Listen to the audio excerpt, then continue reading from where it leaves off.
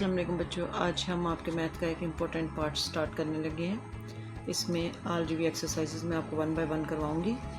जी बेटा, आल review exercises में अब आपका क्वेश्चन का जो पार्ट है शॉर्ट क्वेश्चंस का, उसके बाद पार्ट 2 जो है उसमें आपकी एक्सरसाइज 10 और 11 में से 2 क्वेश्चन आते हैं, मतलब दोनों में से एक एक क्वेश्चन। जबकि इसका पार्ट 3 जो है वो फर्दर एक्सरसाइज मतलब 12 to 16 और उसके साथ जो आपकी प्रैक्टिकल ज्योमेट्री है 17 चैप्टर, उसमें से जो है ना वो आपका पार्ट 3 बनता है। जी बच्चों, इसको स्टार्ट करते हैं। Review exercise 10। अच्छा बेटा, ये ट्रू फॉल्स हैं। बेसिकली पेपर में ट्रू फॉल्स नहीं आते, लेकिन इसलिए करवा दिए जाते हैं ताकि अगर आपके कोई MCQs इसमें से बन सकते हैं तो वो फिर बना लेते हैं, तो आप इजीली इसको कर सकते हो। अच्छा बेटा, सबसे पहले अरे हैज़ 2 एंड पॉइंट्स। जी बेटा, एक रे के कभी भी 2 एंड पॉइंट नहीं होते, क्योंकि रे हमेशा एरो की तरह बनती है। जैसे एरो होता है ना, स्टार्ट होता है और आगे एरो बन जाता है, तो इसका एक ही एंड पॉइंट होता है, दूसरी साइड से ये कंटिन्यू रहती है। तो it is false. In a triangle there can be only 1 right angle. तो बच्चे, एक ट्राइंगल में जो राइट एंगल ट्राइंगल होती है उसमें एक ही एंगल 90 एंगल होता है। अगर 2 एंगल हो जाएंगे तो वो स्क्वायर या फिर रेक्टेंगुलर होगी, इसलिए इट इज़ ट्रू।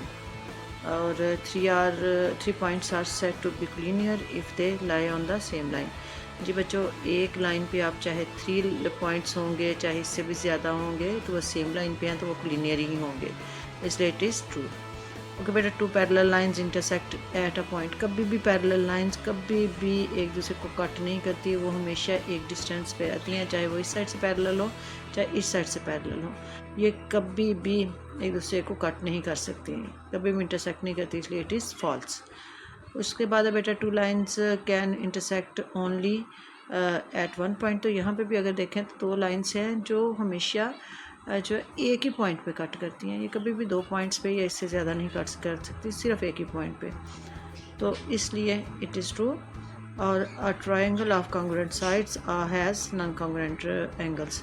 बच्चों, अगर ट्रायंगल कॉन्ग्रुएंट है, उसकी साइड्स कॉन्ग्रुएंट है, तो फिर उसके नॉन कॉन्ग्रुएंट कैसे ट्रायंगल हो, ये एंगल हो सकते हैं। इसलिए जैसे यहाँ पे देखें इस क्वेश्चन में, तो ये दोनों जो हैं वो कॉन्ग्रुएंट ट्रायंगल है, इसकी जितनी भी साइड्स हैं वो भी कॉन्ग्रुएंट हैं और उसके जितने भी एंगल्स हैं वो भी कॉन्ग्रुएंट है, इसलिए इट इज़ फॉल्स। नंबर 2 में इसने कहा है कि हमारे पास 2 ट्रायंगल्स हैं, एक ABC है और दूसरी LMN है, ये दोनों कॉन्ग्रुएंट है। अब एक पार्ट उसने दिया, दूसरा हमने फाइंड करना। अब किस तरह से, अब यहाँ पे देखें, हम A पे आते हैं, ठीक है। A पे देखें 90 है, तो यहाँ पे L पे 90 है, इसका मतलब है A जो है वो कॉन्ग्रुएंट टू L। इसी तरह अगर B पे 30 है तो यहाँ पे M पे 30 आपको नज़र आ रहा है, तो it is B congruent to M।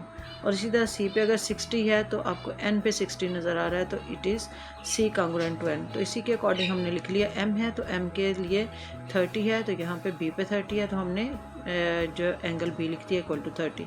इसी तरह N, जैसे मैंने बताया आपको 60 डिग्री है, तो यहाँ पे C 60 डिग्री है, तो यहाँ पे हमने मेजरमेंट एंगल C लिख दिया इक्वल टू 60 डिग्री। इसी तरह A जो है वो 90 है, तो यहाँ पे 90 हम देखेंगे तो ये L पे है, तो हम लिखेंगे measurement angle L equal to 90 degree. जी बेटा, क्वेश्चन नंबर 3 में देखें, हमें उसने 2 ट्राइंगल्स दी हुई हैं। एक ट्राइंगल है ABC और दूसरी ट्राइंगल है LMN, दोनों कॉन्ग्रुएंट है। अब उसने कहा फाइंड करें अननोन। अच्छा बच्चों, फर्स्ट एंगल में अगर देखें हम, तो हमारे पास तीनों जो हैं वो मौजूद हैं, जबकि हमारे पास एक यहाँ पे एंगल मौजूद नहीं है। अब बाकी तो हम सेम लिख देंगे जैसे पिछले क्वेश्चन में हमने किया है कि ये दोनों तीनों में देखेंगे हमारे पास 40 और 80 है, तो 40 और 80 मौजूद है, तो उसको तो हम ऐसे सीधा सीधा लिख देंगे मेजरमेंट एंगल ए कॉन्ग्रुएंट है मेजरमेंट एंगल L, क्योंकि A पे 40 है तो L पे 40 है। इसी तरह measurement angle B equal to measurement angle M equal to 80 degree. यहाँ पे M है और यहाँ पे B पे 80 डिग्री है, लेकिन C कॉन्ग्रुएंट है तो सही N के, लेकिन बेटा ये हमने फाइंड करना है। अब आपको मेजरमेंट एंगल C की वैल्यू अगर 60 है तो N की वैल्यू X है, इसका मतलब है कि ये दोनों चूँकि कॉन्ग्रुएंट हैं तो इनकी वैल्यू भी सेम होंगी, सेम मेजरमेंट होगी। इसका मतलब है कि X की वैल्यू हमारे पास होगी 60 डिग्री। और ये सारे के सारे बेटा क्रॉसपोंडिंग एंगल हैं। क्रॉसपोंडिंग एंगल्स होते हैं जो एक एंगल में, एक ट्राइंगल में यहाँ पे है, दूसरे ट्राइंगल में भी हमें सेम जो है वो डिस्टेंस पे नज़र आए या सेम साइड पे नज़र आए। ओके, नंबर 4 में भी उसने कहा find the values of unknowns for the given congruent triangles. तो जी बेटा, एक ही ट्राइंगल के उसने 2 पार्ट करके तो इसके कॉन्ग्रुएंट ट्राइंगल बना दिए हैं। यहाँ पे हमारे पास एक एंगल की ये वैल्यू है, दूसरे एंगल की यहाँ पे वैल्यू है। इसी तरह साइड्स भी हमारे पास हैं, साइड्स की वैल्यू है, तो अब पहले हम एंगल वैल्यू फाइंड करते हैं। अच्छा बेटा, यहाँ पे है हमारे पास ABCD कॉन्ग्रुएंट है AC डी। अब यहाँ पे किस तरह से हमें पता चलेगा, ए बी और डी, और उसी तरह से ए सी और डी। यहाँ से स्टार्ट करके इस साइड पे आएंगे, यहाँ से स्टार्ट करके इस साइड पे सेंटर पॉइंट में आ जाएंगे। अच्छा बेटा, यहाँ पे पहले एंगल को फाइंड करते हैं। तो angle B it is equal to angle C. अब ये किस तरह से एंगल सी इक्वल है, क्योंकि दीज आर कॉरस्पॉन्डिंग एंगल्स। अब यहाँ पे लिख भी सकते हैं। अच्छा बेटा, दोनों की वैल्यूज़ हमने पुट की हैं। इसकी 55 है, इसकी 5x + 5 है। ये आपको एरो के साथ उसने बता दिया कि ये यहाँ पे इस एंगल की वैल्यू है। अच्छा बच्चों, इसको मैंने ओपन किया है और जो x के अलावा वैल्यू होती है उसके ऊपर डिग्री आती है। अब ये दूसरी साइड पे जाके माइनस हुआ, माइनस किया तो 50 आ गया। अब बेटा 5x मल्टीप्लाई हो रहा है, दूसरी साइड पे डिवाइड हो जाएगा, तो हमारे पास x की वैल्यू आ जाएगी जो कि है 10 डिग्री। एंड बच्चों, अब हम साइड्स को देखते हैं। तो अब यह हमारे पास BD और इसी तरह CT, ये दोनों साइड जो है वो कॉन्ग्रुएंट है। इनको इक्वल लिखा मेजरमेंट के साथ, और उसके बाद उन दोनों की मेजरमेंट्स को हमने पुट किया है। अब बेटा दो वैल्यूज़ आपको m की नज़र आ रही हैं। अब ये m इस साइड पे आके माइनस हो जाएगा और हमारे पास आएगा 5 में से 2 को माइनस किया तो 3, और यहाँ पे जो 6 है और ये माइनस इधर आके प्लस हो जाएगा तो 9 आ जाएगा। जब हम इसको डिवाइड करेंगे तो हमारे पास m की वैल्यू भी आ जाएगी। जी बच्चों, क्वेश्चन नंबर 5 देखते हैं। इसमें भी उन्होंने कहा है कि हमारे पास दो ट्राइंगल्स जो हैं वो कॉन्ग्रुएंट हैं, तो फाइंड करना है हमने अननोन्स को।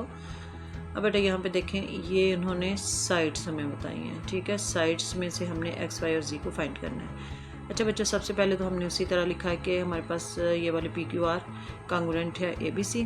अब बच्चों, आपने ये जिस तरह से आपने यहाँ पे लिखना है, आपने उसी तरह से जो है ना वो आपने फाइंड करना है। अब PQR मैंने क्यों लिखा, PQ में 90 एंगल है सेंटर में, और R इसी तरह से ABC मैंने क्यों लिखा, B सेंटर पॉइंट, सेंटर पे आपको 90 एंगल नज़र आ रहा है। अच्छा बेटा, यहाँ पे फर्स्ट 2 ले लेंगे, हमारे पास PQ नज़र आ रहा है ना, यहाँ से फर्स्ट 2 PQ ले लेंगे, यहाँ से फर्स्ट 2 ले लेंगे AB।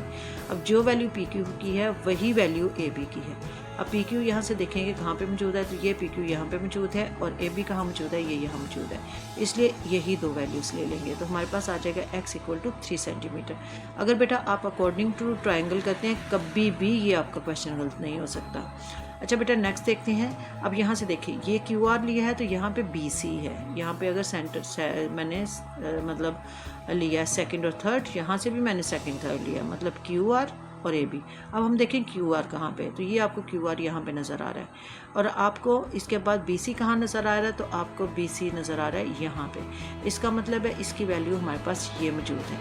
अब हमने इसके अकॉर्डिंग लिख लिया, तो अब हमारे पास आ गया Z की वैल्यू 4 सेंटीमीटर। अब बेटा लास्ट रह गया हमारे पास, ध्यान से देखिएगा, मैंने PQ पहले लिया, फिर QR लिया, इसी तरह पहले मैंने AB लिया, फिर BC लिया। अब क्या बच गया है, CA इधर से बच गया, इधर से RP बच गया, या PR, जो भी आप कह सकते हैं। तो मैंने यहाँ पे लिखा RP, मतलब लास्ट वाले को फर्स्ट के साथ, यहाँ भी लास्ट वाले को फर्स्ट के साथ, तो यहाँ से मैंने CA ले लिया। अब RP या PR कहाँ पे है, तो ये RP या PR आपको यहाँ पे नज़र आ रहा है। इसी तरह CA कहाँ मौजूद है, तो आपको यहाँ पे CA यहाँ पे मौजूद नज़र आ रहा है, या CA या AC, जो भी आप कह सकते हैं। अब दोनों की वैल्यू मैंने पुट की, यहाँ पे वैल्यू है y-1 और यहाँ पे वैल्यू 5 सेंटीमीटर। अब बेटा ये 1 जो है दूसरी साइड पर जाके प्लस हो गया, और हमारे पास y की वैल्यू आ गई 6 सेंटीमीटर, यानी तीनों वैल्यूज़ हमारे पास आ रही हो 3 सेंटीमीटर, y वैल्यू 6 सेंटीमीटर और z वैल्यू 4 सेंटीमीटर।